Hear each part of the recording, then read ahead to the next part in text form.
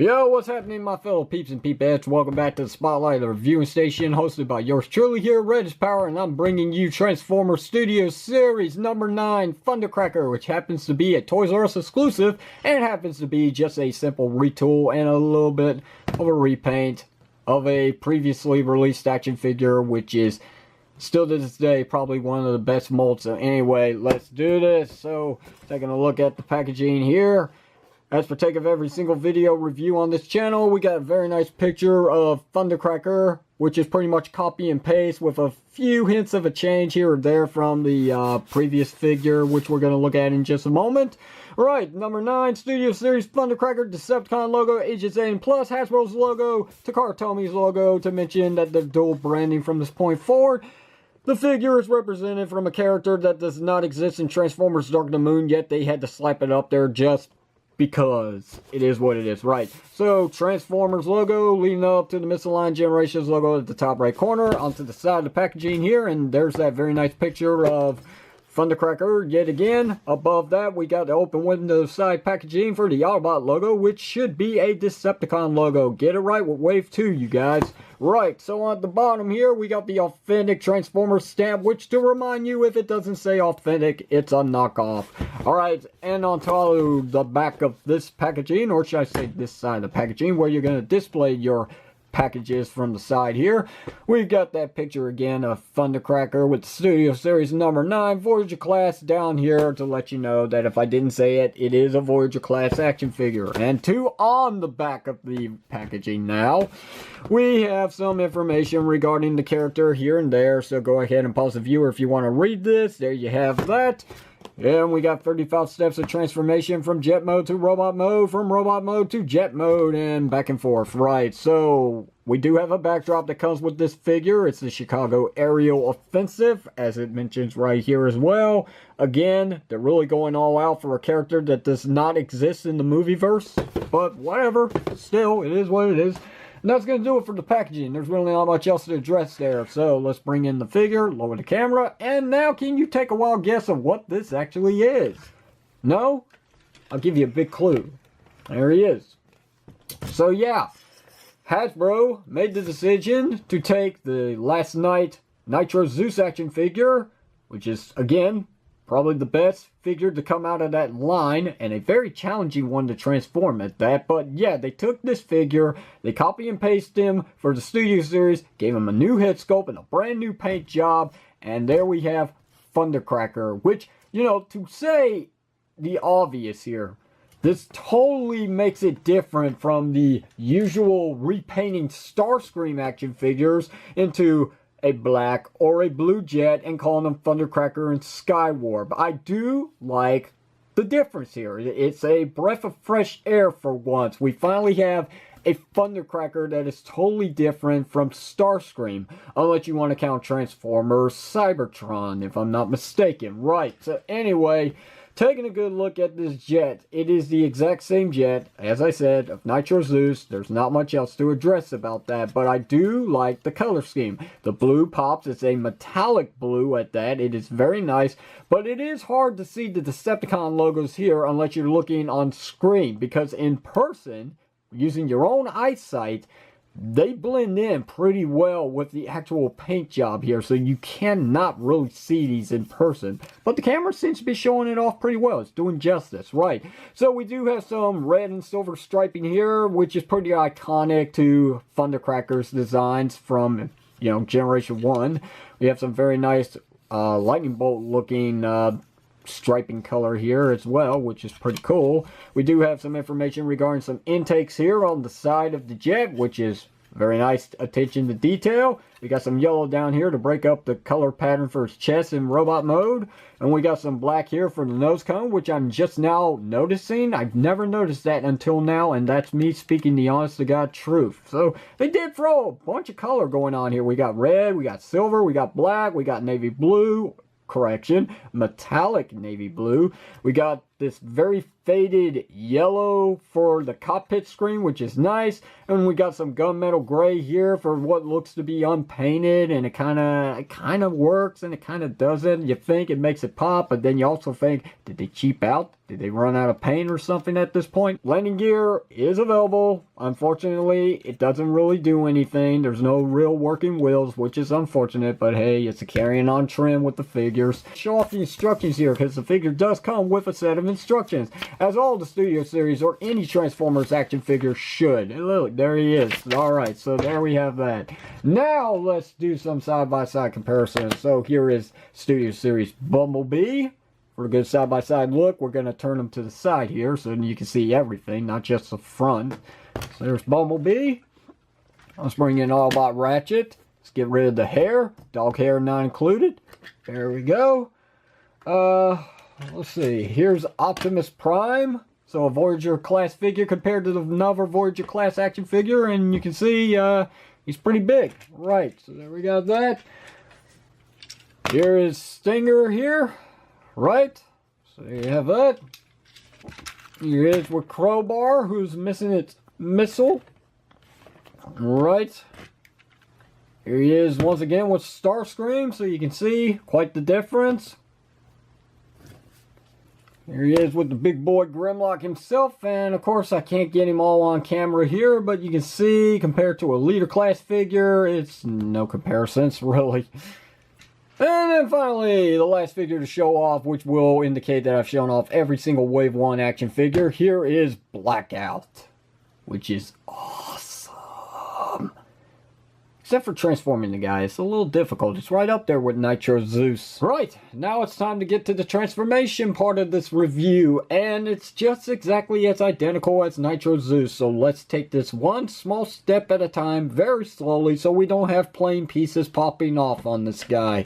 To start off with, we must remove these missiles. So let's go ahead and do so. We will come back to these later on in the transformation steps. Right, so now that that's been taken care of, we'll go ahead and flip up these wing bits like so. Just like that. Turn this guy around and fold up the landing gear. Just like that. Come back here. Flip these up like so, so we get some room here and pop open this section here while we flip these back so we can get these past the wings here. Fold the tail piece either way, doesn't matter. I like to turn it this way. So there we go. Now that we got all this cleared up, you can see what's happening here. So we're going to go ahead and separate the front section here, the nose cone. So it's untabbed. Now we're going to come back around here, and this is where the magic starts to happen. We're going to untab the feet like this. That will bring out the legs. And now we will take this section here, the thruster, and we will bring it out. That's going to be his left arm. And then we're going to take this section here and we're going to fold it down on this hinge here. And we're going to take this whole front section of the jet and flip it up like so and have it tab right into place. Which it doesn't tab in, it just moves around, but it will eventually. Right, so now that that's taken care of, we're going to bring this section back up again on the hinge and bring it down. And now we've got the lower section to work with here. So right here, we're going to rotate his hip like so. Do the same on this side here. And then we're going to collapse these two sections together to form his crotch piece. Just like this. Very nice. And then we're going to bring down the hip section. Flip out his feet like so. And rotate at the thigh. Just like that. And there we have the legs. Right. Next thing to do is to bring down the rest of his left shoulder like so. Bring it down all the way. And then flip out his hand. Bring out the barrel of his gun. It's on a very tight joint. We can take then his collar section here, which is a little on camera, but let's make it better. Right, so we're going to take the collar section here and bring it down, which will reveal his Gatling guns. And then we're going to flip up this joint right here, which will reveal the back of his head. And then we're going to rotate it like so. Now that that's taken care of, let's split out his shoulder here just a little bit. So now this section here should actually tab into place. It should.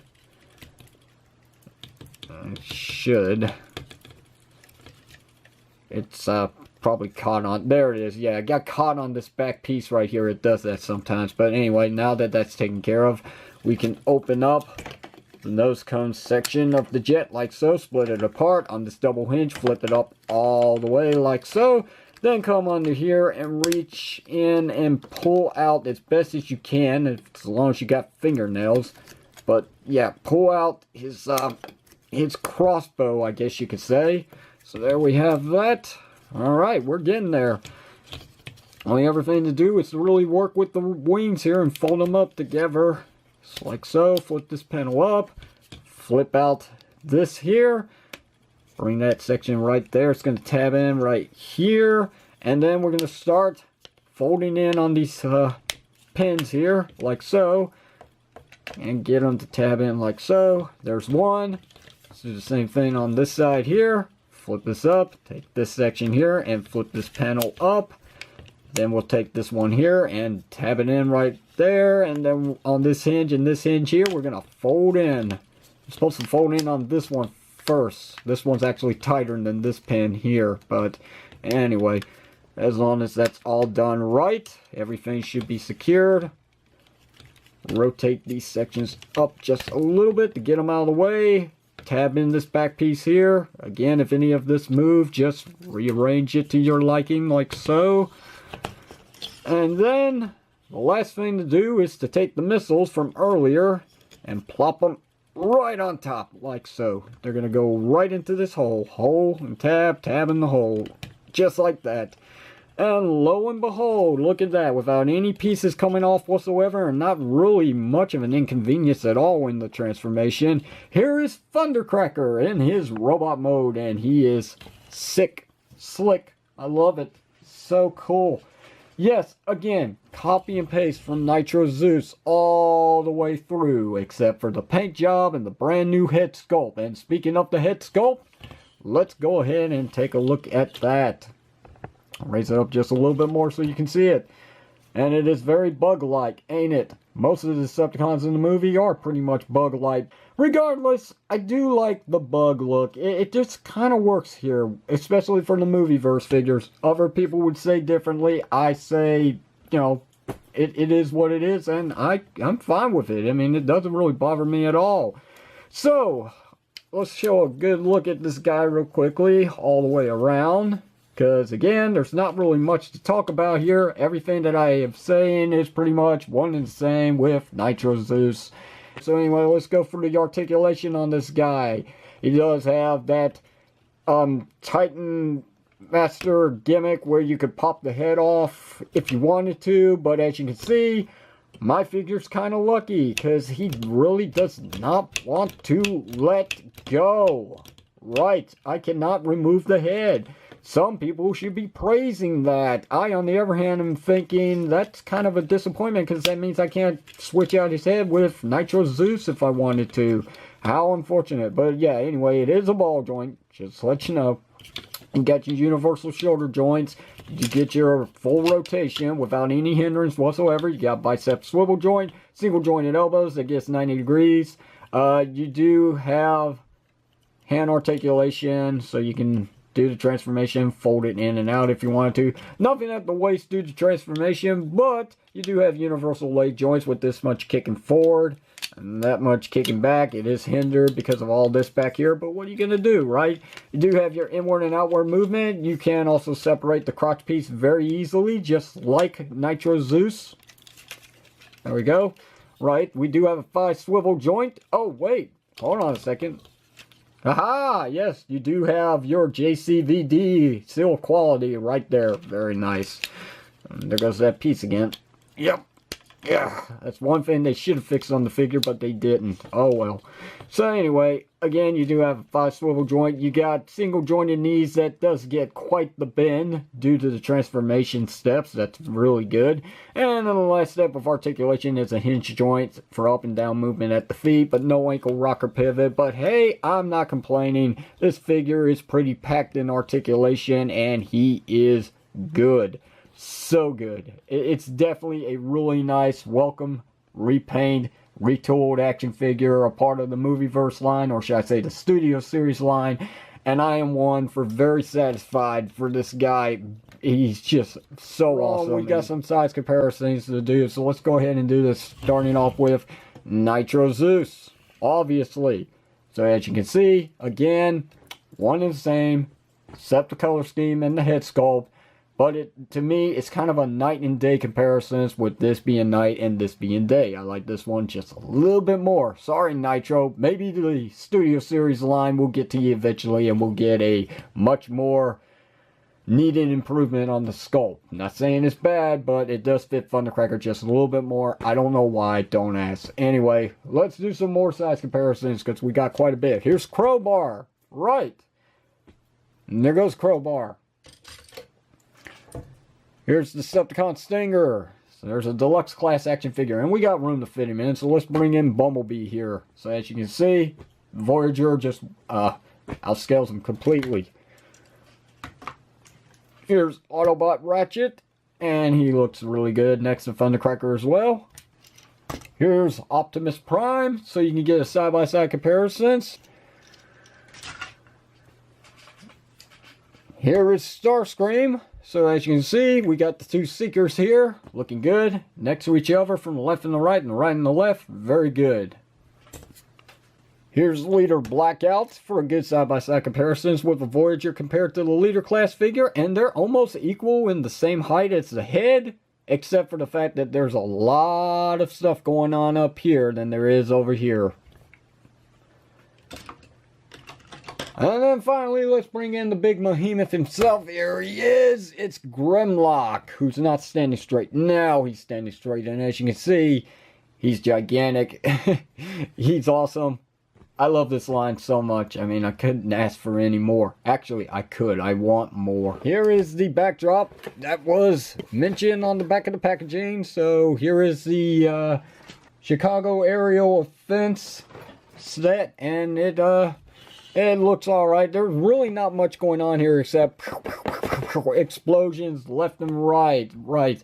I mean, you can see a jet here. There's a couple jets here, but a couple missiles, and outside of that, that's it. All it is. It's just an aerosol, as I mentioned. Anyway, let's put the guy on it.